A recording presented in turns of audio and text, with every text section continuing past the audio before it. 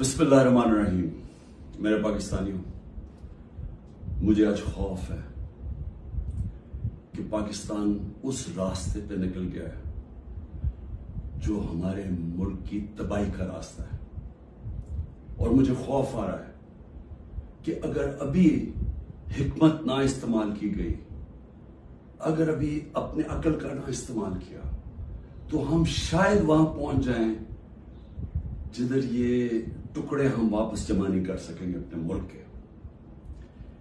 मैं सबसे पहले आप सबके सामने एक चीज रखना चाहता हूं कि सबके पीछे है क्या।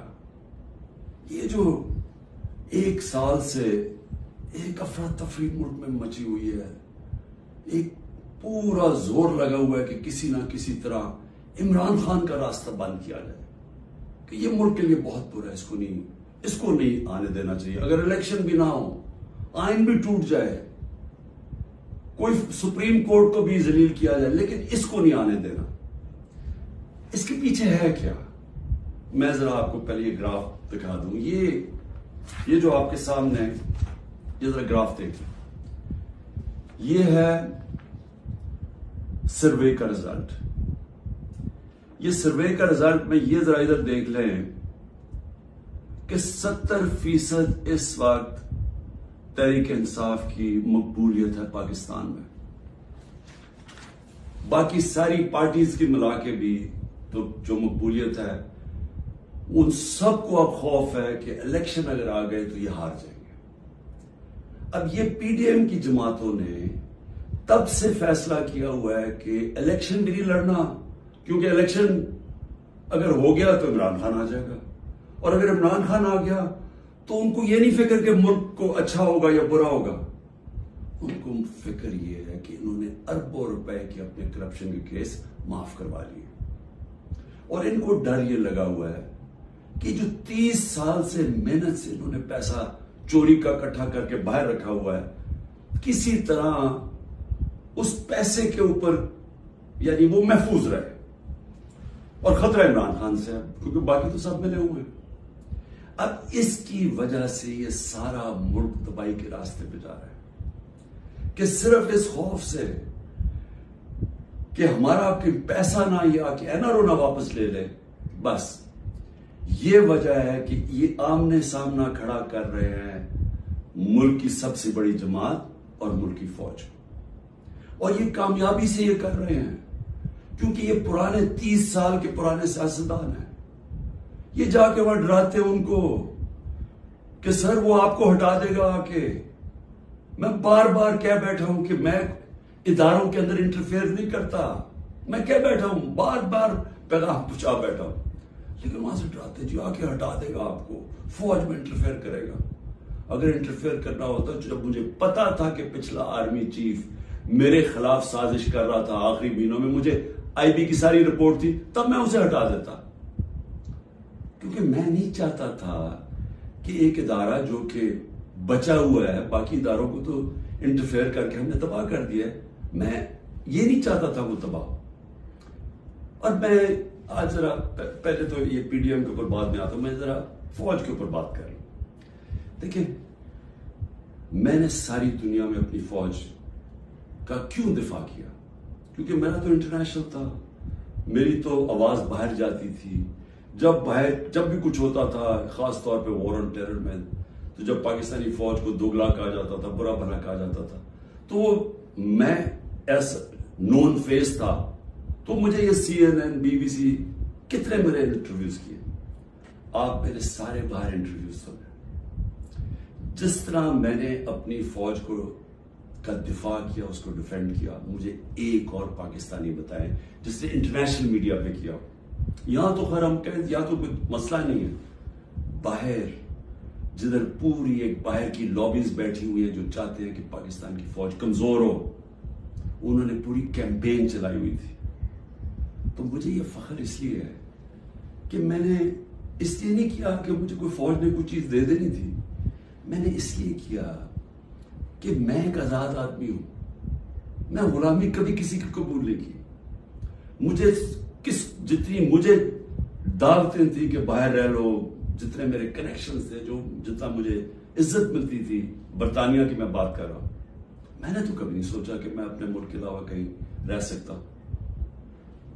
मैं हमेशा इस चीज का, जैसे जब बड़ा हो रहा था, चाहता था कि कभी हम वो गुलामी ना करें जो मेरे माँ बाप की, हमारे बड़ों ने की थी, अंग्रेज की गुलामी। ये मेरे बचपन में मेरे से था। मैंने कभी किसी की गुलामी नहीं की। ला इलाहा इल्लल्लाह, किसी इंसान के सामने मैं नहीं आज तक झुका। तो मैं समझता था कि किसी और बाहर के मुल्क में रहना, मैं जो मर्जी कर लूं, मैं सेकंड क्लास सिटीजन हूं, वो मेरा मुल्क तो नहीं है। मेरा हमेशा यही था कि मैं पाकिस्तान, पॉलिटिक्स में भी आया, जिस आदमी को जरूरत ही नहीं थी पॉलिटिक्स, अल्लाह ने सब कुछ दे चुका था। कौन मुझे एक आदमी बताएं जिसको सब कुछ हो? वो अपनी जिंदगी के 22 साल लगाता है किसी चीज पे, कुर्बानियां देता है यानी अपनी फैमिली की। कौन आदमी करता है? क्योंकि मेरा और कोई घर नहीं था, मैंने कभी नहीं सोचा पाकिस्तान के अलावा कहीं रहना। तो इसलिए मैं हमेशा ये ज़हन में डाल के बैठा था कि अगर हमारी फौज मजबूत ना हो, और मेरी स्टेटमेंट सुन ले, मैं प्राइम मिनिस्टर था, मैंने कहा कि अगर फौज कमजोर हुई तो हमारा वही हाल होगा जो मुसलमान मुल्कों का है। उठा के देखे ना, ऊपर से लेके नीचे तक, लिबिया, सीरिया, सोमालिया, फिर अफगानिस्तान से जो हुआ, इराक से जो, सारे मुल्क तबाह हुए जो अपनी दफा नहीं कर सकते थे। हमें फख्र था कि हमारी सबसे मजबूत फौज है। तो जब भी, पहले मैं वाजे कर दूं कि मैं कभी अपनी फौज की तनकीद करता हूं तो जिस तरह मैं अपने बच्चों की तनकीद करता हूं, इस्लाहत करने के लिए। क्योंकि अगर फौज को मैं कमजोर करूंगा तो मैं अपने आप को कमजोर करूंगा। और ये जो पीडीएम कोशिश कर रही है, और कामयाबी से, कि किसी तरह आमने सामना हो जाए पाकिस्तानी फौज का और तहरीक इंसाफ का, तो कौन अपनी फौज से लड़ना चाहता है? मुझे ये अभी समझ नहीं आ रही। क्यों इसमें जीतेगा कौन? इसमें इन पीडीएम को तो कोई फर्क नहीं पड़ेगा। ये जब मेमो गेट में अमरीका को कह रहा था जरदारी के, जनाब मुझे अपनी फौज से बचा लो, उसके पैसे बाहर पड़े हुए हैं। जब नवाज शरीफ इंडियन लॉबी को और इजराइल लॉबी को अपने साथ बुलाना चाहता था, अपनी फौज को कह रहा था कि दहशतगर्दी में मुलव्वस है, उसके पैसे अरबों डॉलर बाहर पड़ा हुआ है। वो जब होता है मौके बाहर भाग जाते। तो मेरा तो कोई बाहर नहीं जाना। तो मैं इसलिए आज ये कहना चाहता हूं कि ये लोग कामयाबी से वो काम कर रहे हैं जो मेरी आंखों के सामने ईस्ट पाकिस्तान में हुआ था। मैंने वो देखा हुआ ईस्ट पाकिस्तान में क्या हुआ था। सबसे बड़ी पार्टी थी, मुझे बहरहाल इलेक्शन जीत गया, फौज ने इलेक्शन करवाया, और साफ और शफाफ तरीन पाकिस्तान की तारीख का इलेक्शन था। किसने तस्लीम नहीं किया? इसमें कोई शक नहीं कि फौजी लीडरशिप की कसूर था। लेकिन वो आदमी जो चाहता था कि मैं प्राइम मिनिस्टर बन जाऊं, उसका बहुत बड़ा हाथ था। वो कहता है मैं मानता हूं मुजीबुर रहमान को, पाकिस्तान ना टूटता। उसने पूरी प्लानिंग की अपनी जात के लिए। उसने पाकिस्तानी फौज को लड़ा दिया सबसे बड़ी पार्टी से, मुल्क टूट गया। आज वही हो रहा है। ये पीडीएम लड़ा रही है जान के। ये जो केसेस बन रहे हैं कि जी मिलिट्री कोर्ट में केस कर दो, आर्मी एक्ट से केस कर दो, कभी आज तक ऐसा हुआ है कि ना आपने कोई तहकीकात की, ना कोई इंडिपेंडेंट इंक्वायरी हुई, ना पता चला कि ये इसके पीछे कौन था, और एकदम जज, जूरी और एक्सिक्यूशन फैसला हो गया कि जी तहरीक इंसाफ दहशतगर्द जमात है, और पकड़ धकड़ शुरू हो गई। 7,500 कारकुनों को पकड़ लिया है, उसमें औरतों को पकड़ लिया है। कभी इस मुल्क में हुआ ही नहीं है। यानी जिस तरह औरतों से बदतमीजी हुई है, ये कब हुआ है यहां इस मुल्क में? और फिर यानी घरों में जाना, रात को सारा घर तोड़ देना, औरतों से धक्के दे रहे हैं औरतों को। शेरिया रफीदी की बीवी को भी साथ पकड़ के ले गए। फिर एक जगह से छुट्टी है शीरीन मजारी, दूसरी जगह पकड़ रहे थे। यानी ये क्या हो रहा है? ये तो अपने मुल्क में नफरतें फैलाई जा रही हैं। ये तो जान के ऐसे मुझे लग रहा है कि मैं को ख्वाब देख रहा हूं, घिनौना ख्वाब, जिसके अंदर एक मुल्क की तबाही देख रहा हूं सामने। ये कौन सा मुल्क इजाजत देता है अपनी इस तरह की तबाही करने के लिए, सिर्फ इन चोरों की खातिर? मैं आज राय पूछना चाहता हूं, मुझे ये बताएं,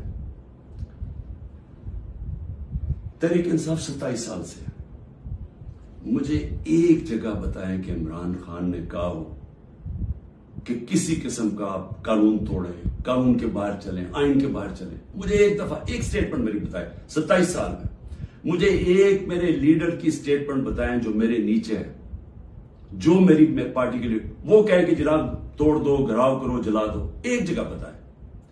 मुझे ये बताएं कि जब 25 मई को, अच्छा उससे पहले चले, 9 अप्रैल को मुझे निकाला पिछले साल, 10 अप्रैल को लाखों लोग सड़कों के ऊपर निकले, किसी ने कोई कुछ किया? किसने कोई जलाया, गिराया, कुछ किया? सबको पता था किसने निकाला है, कुछ हुआ?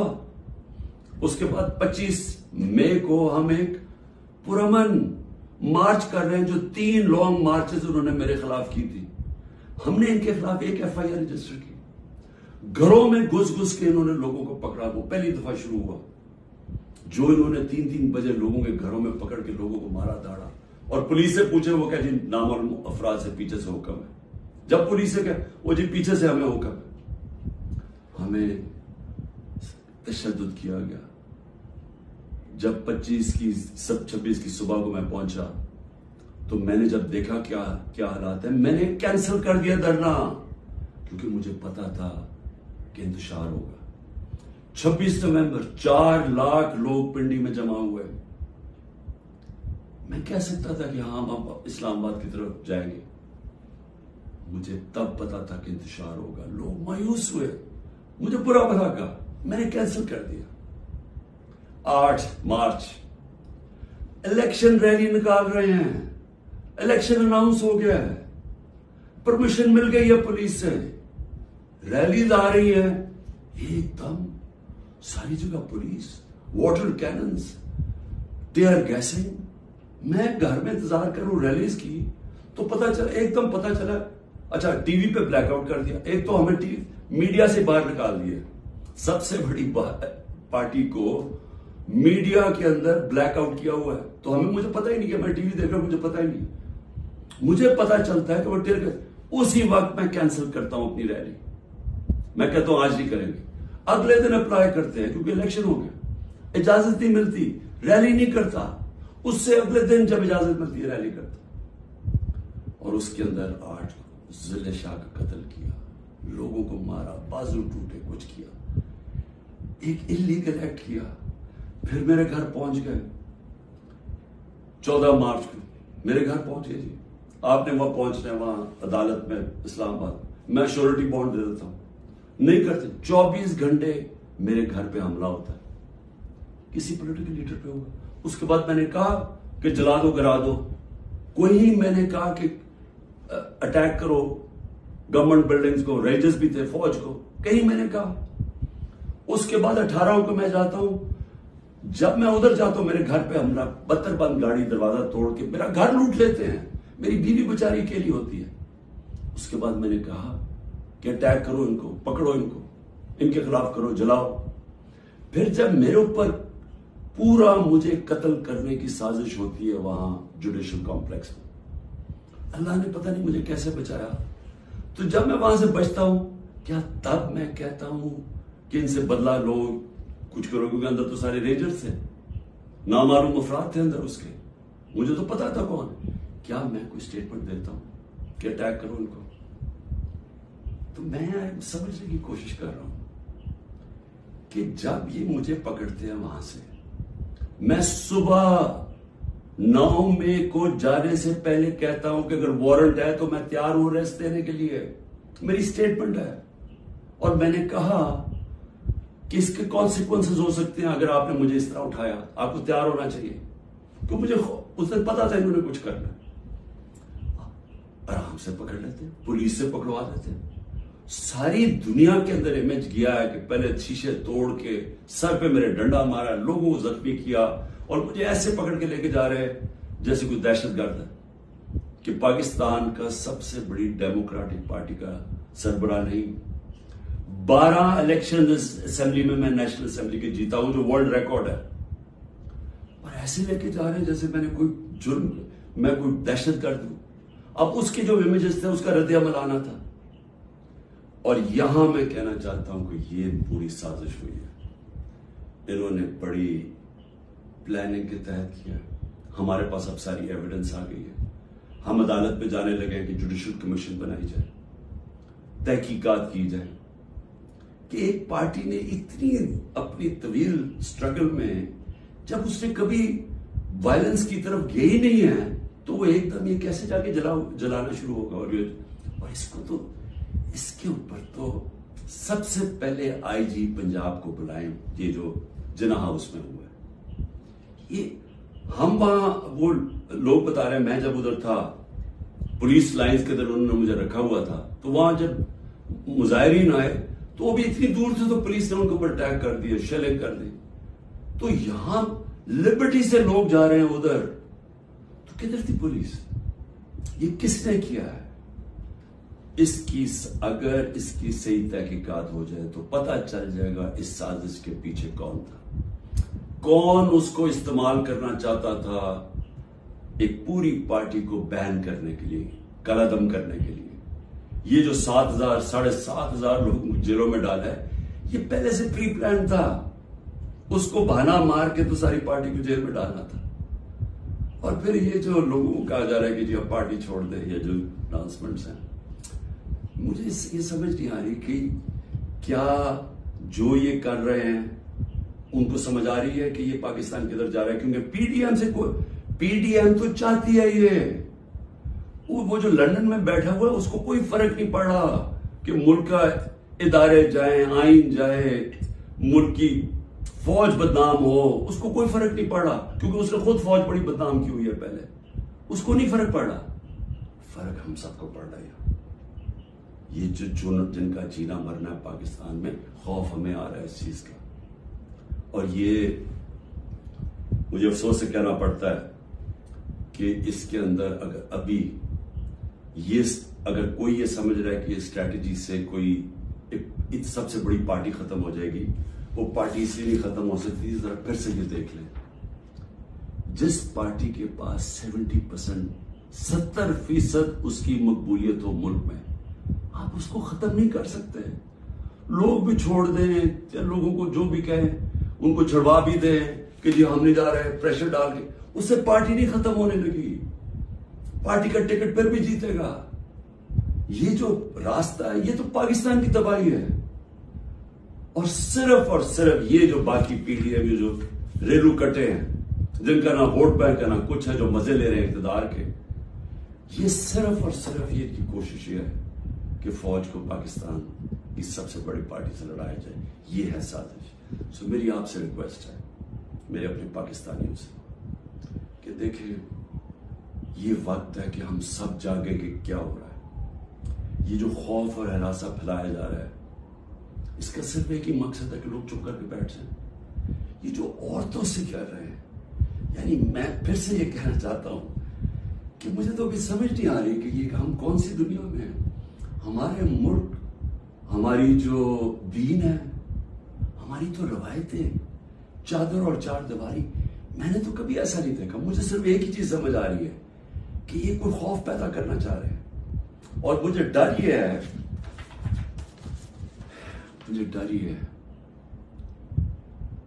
कि इसका बहुत बड़ा बैकलैश आने वाला है, जो हमारे मुल्क को मजीद और नुकसान पहुंचाएगा। अभी तक कोई जो बात नहीं कर रहा, सरकारी बिल्डिंग्स की बात कर रहा, और मैं जब कहा, हमने इंशाल्लाह हाई कोर्ट में जा रहे हैं कि जुडिशल कमीशन फौरी बनाई जाए, क्योंकि हमारे पास अब सबूत आ गए हैं। हर जगह हमें लोग नजर आए जो हमारी पार्टी के नहीं थे, जिनके पास बंदूकें भी थी, पिस्टल भी थे, जो आगे कह रहे थे कि अटैक करो कोर कमांडर हाउस। मियां वाली के लोग इतने खुश थे, वो जो हमारा जहाज चौक जैसे कहते थे, वो किससे जलाया? वो तो सारे एक मेरा कारकुन कह रहा है कि जब उनको पता चला, उन्होंने रोकने की कोशिश की। कोई नामालूम अफराद थे, इसमें तहकीकात होनी चाहिए। जिस तरह जिना हाउस, रेडियो पाकिस्तान कैसे जल गया? आप देखें मुजाहरा कहीं और हो रहा है, रेडियो पाकिस्तान उधर जल जाता है, उधर तो बंदा ही नहीं कोई होता। और आजकल तो फेस रिकग्निशन हो सकती है नादरा के जरिए, पता चल सकता है कौन है। तो इसके लिए इंडिपेंडेंट तहकीकात चाहिए। मैं जरा सिर्फ अभी गिरा दूं, अब तक 25 लोग शहीद हो चुके हैं। दुनिया में 25 लोग शहीद हो जाए, कोई सोच रहा है कि किस तरह पुरअमन एहतजाज करने वालों को गोलियां मारी गई, सीधी सीधी गोलियां मारी गई हैं। 25 अब तक शहीद हो चुके हैं और सबसे ज्यादा खतरनाक 700 लोग इस वक्त गोलियों की बूंद से गोलियां लगी हुई जिनको अस्पतालों में 700। अब तक 7,500 हमारे कारकुनों को जेलों में डाला हुआ है, 7,500, जिसमें मैंने कहा ख्वातीन की भी एक तादाद है। और हमें सबसे ज्यादा खौफ है कि उनसे बड़ा बुरा बर्ताव किया जा रहा है। और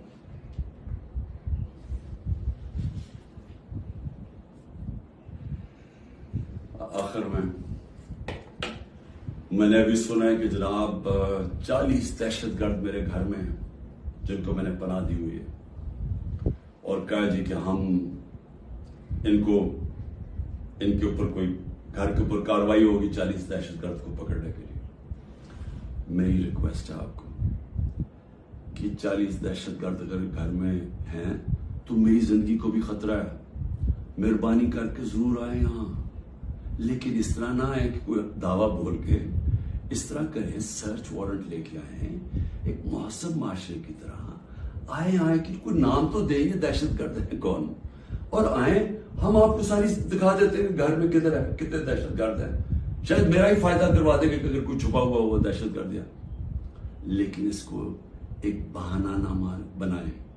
जिस तरह हमारे लोगों को पकड़ रहे हैं, जिस तरह इसको इस्तेमाल किया गया है तहरीक इंसाफ के ऊपर क्रैक डाउन करने का, इसको भी इस्तेमाल ना करें कि जिस तरह कि जी इमरान घर 40 दहशतगर्द छुपे हुए हैं तो हमला कर दो। तो इसलिए मैं आज सबको कह रहा हूं कि इस वक्त इसको और आगे ना बढ़ाएं, क्योंकि ये बढ़ती जाएगी, किधर तक जाएगी बात? इसमें तो कोई हल है ही नहीं कि सिर्फ पीडीएम को फायदा करवाने के लिए, कि वो जो मैं बार बार कहता हूं कि ये हालात है कि 70% इस वक्त कौम इधर खड़ी हुई है, तो ये जो थोड़े से रेलू कट्टे हैं इनको बचाने के लिए यानी सबसे बड़ी जमात को खत्म कर देना है, खत्म करने की कोशिश, क्या ये हो सकता है? इसलिए अभी भी वक्त है, अकल करें, बात करें, मसला हल करें। और मसला एक ही है, मसला किसी से पूछ लें, तहरीक इंसाफ की बात नहीं कर रहा, किसी से पूछ लें कि इस मुल्क में सियासी इस्तेकाम आ ही नहीं सकता जब तक आप इलेक्शन ना करवाएं। मैं 1 साल से ये कह रहा हूं, मैं आज भी ये कह रहा हूं कि इसका सिर्फ हल इलेक्शन है। और मैं तब से इंतजार कर रहा हूं कि कोई बातचीत करे इस पे। जिन लोगों से हम बात करते हैं वो इलेक्शन का नाम ही नहीं सुनना चाहते, वो अजीब अजीब बातें करते हैं कि जी अक्टूबर और उससे आगे चला जाए। तो वो तो ये तो होना ही नहीं। अगर ये आज 70 है तो ये और बढ़ जाएगा आगे, लीड और इनकी बढ़ जाएगी। तो उन्होंने तो इलेक्शन नहीं करवाना। तो जो करवा सकते हैं, मेरी आज आपसे अपील है, इस मुल्क को बचाएं और इलेक्शंस करवाएं। शुक्रिया। कितना